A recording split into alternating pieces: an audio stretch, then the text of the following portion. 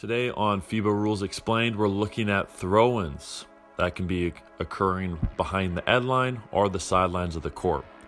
The definition: a throw-in occurs when the ball is passed into the playing court by the out-of-bounds player taking the throw-in. So the person out of bounds passing it in to their teammates. The procedure: a referee must hand or place the ball at the disposal of the player taking the throw-in. But in certain situations, he can also bounce or toss the ball, provided that the referee is no more than 4 meters away from the player taking that throw-in, and that the player taking the throw-in is at the correct place as designated by the referee. So if you're going to bounce it, you just tell the player, hey, stay there, I'm going to bounce to you, so they don't move up with you, because players tend to move beside you because they're used to having a referee beside. So you indicate the spot, tell them to stay there, and you can bounce it. You don't want to be more than 4 meters because you want to be in position to see any violations or fouls. This happens in 3-person when you're passing on the sideline, the same side as lead. So trail will say you're going to inbound there, backs up, bounces it so they have a better view. This can happen in 2-person. It typically occurs from the trail and most likely in the backcourt with no pressure. If there's pressure, you're more than likely want to handle the ball and stay relatively close in case there's a quick change of possession going to the rim. I put these two articles together because they're different scenarios with similar outcomes. 17.2.2 talks about an infraction or game stoppage. 17.2.5 talks about a personal foul. But they all put the throw-in closest to where the game was stopped. What that means is, if we had a game stoppage with someone dribbling a live ball, we're going to put the throw-in closest to wherever that player was when they're dribbling. If there's a violation, like a travel or double dribble, we're putting that throw-in as closest to where that violation occurred. Same as with the foul. The only thing it changes, or only thing that is different, is if we have an off-ball violation or foul. So like an off-ball 3 in the key, or an off-ball foul, personal foul. So in this clip here, we have a foul occur off-ball. Now the referee calls it and the throw-in comes in at the end line. However, as you notice, the foul may have occurred right under the rim, but the throw-in will be placed at the side of the rim, because as it says in the 17.2.2, we're going to put the throw-in as close as we can to that infraction or foul, except when it's directly behind the backboard, because we don't want players inbounding or throwing the ball in behind the backboard. Why is the reason? Because they might throw and hit the back of the backboard. So if we handle the ball in a throw-in where we give them a designated spot, we will not put it under the backboard. In other cases, when they get to run the end line, they can go behind the backboard, but if we put a designated throw-in spot, we will not put them behind the backboard. This one just talks about how the first quarter we start with the jump ball, because every game has to start with the jump ball, but the second quarter and every other quarter after that, plus the overtimes, the throw-in will be administered from the center line extended opposite the scorekeeper's desk. And they talk about how a player has to have 1 foot on either side of the center line. That way they can pass to any teammate on the playing court. By straddling that center line, they have the back court and front court.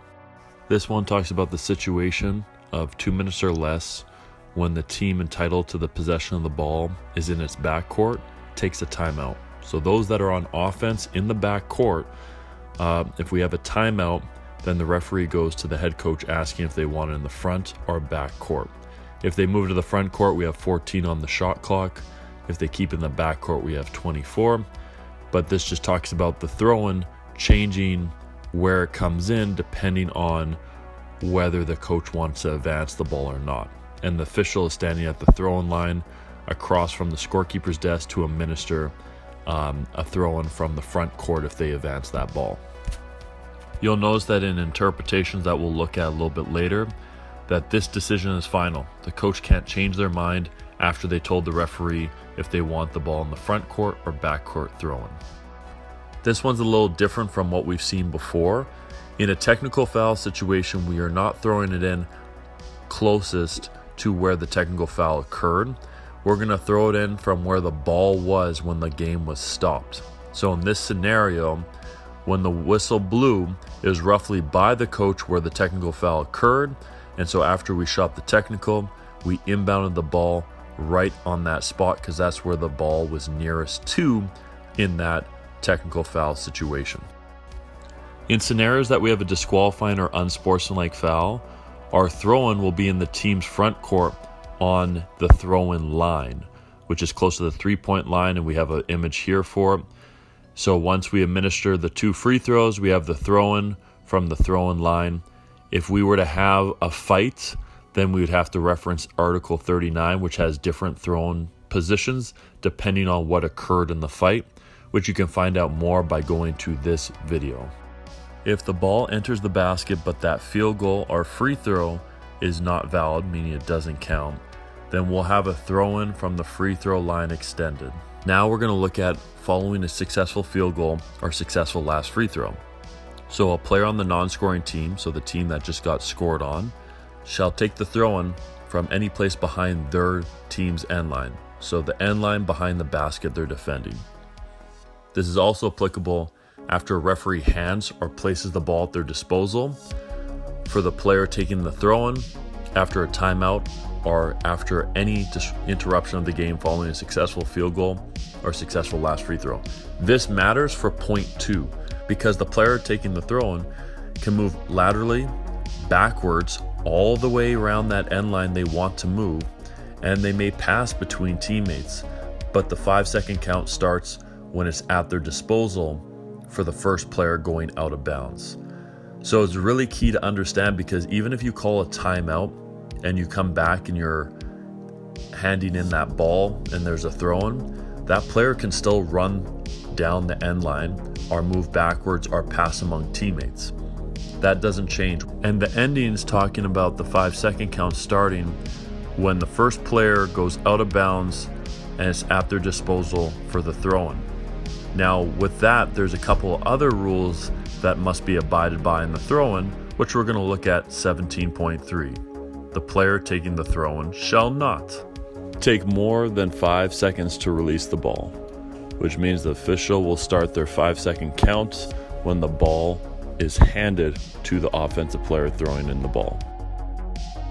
Step into the playing court while having the ball in his hands. So once the ball's in your hands, you can't step into the playing court prior to that ball being released. If you release the ball, then obviously you can step in.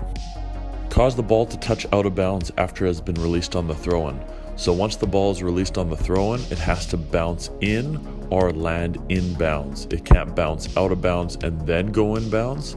It has to contact inbounds. Touch the ball on the playing court before it has touched another player. So if you're the person throwing it in, it has to touch one of the players on the court before you can gather that possession. You can't throw it in and be the first to touch it. Cause the ball to enter the basket directly. So you can't just put a shooter out of bounds in a throw-in position to shoot it and score it, because you can't score a dead ball.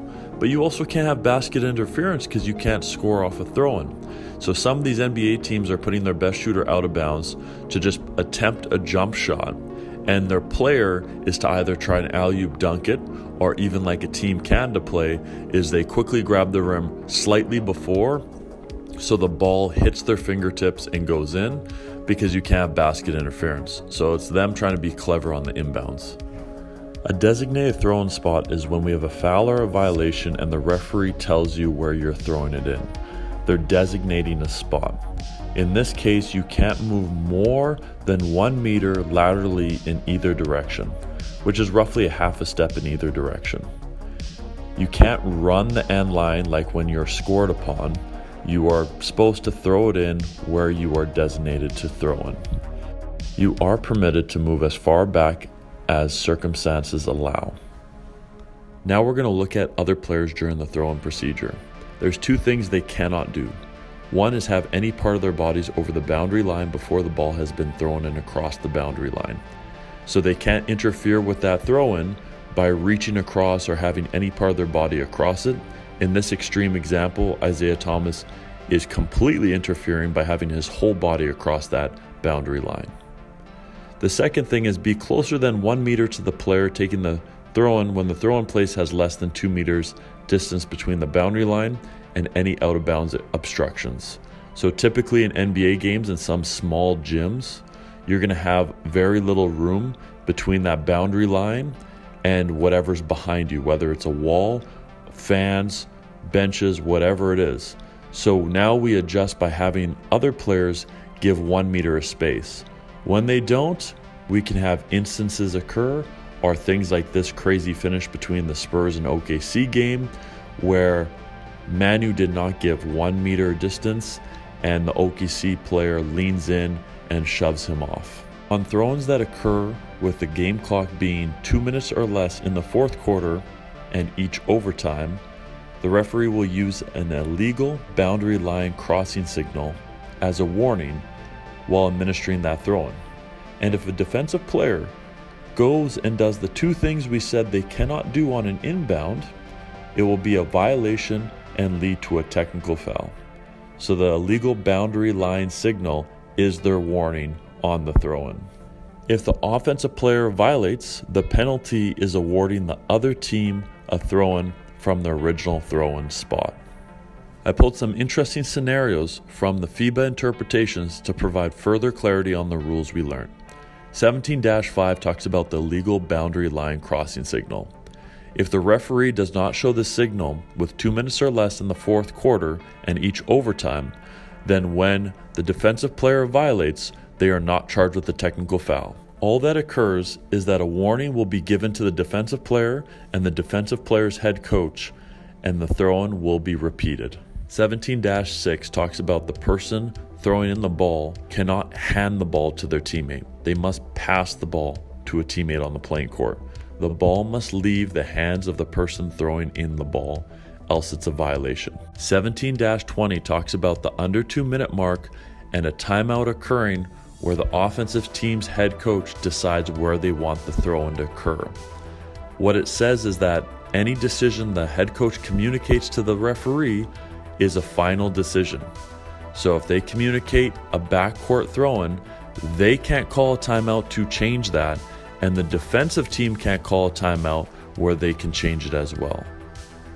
Once a decision is made, it is final, and that's where we are throwing in the ball. 17-27 has two instances that rarely occur, so it's really hard to find game film on it. But the two instances on a throw-in is scenario A, the ball is passed over the basket and a player from either team touches it by reaching through the basket from below. That is a violation. Scenario B, the ball lodges between the ring and the backboard. This is a jump ball, and depending on where the throw-in occurs for the team that is attaining possession, the shot clock will go 24 in the backcourt or 14 in the front court.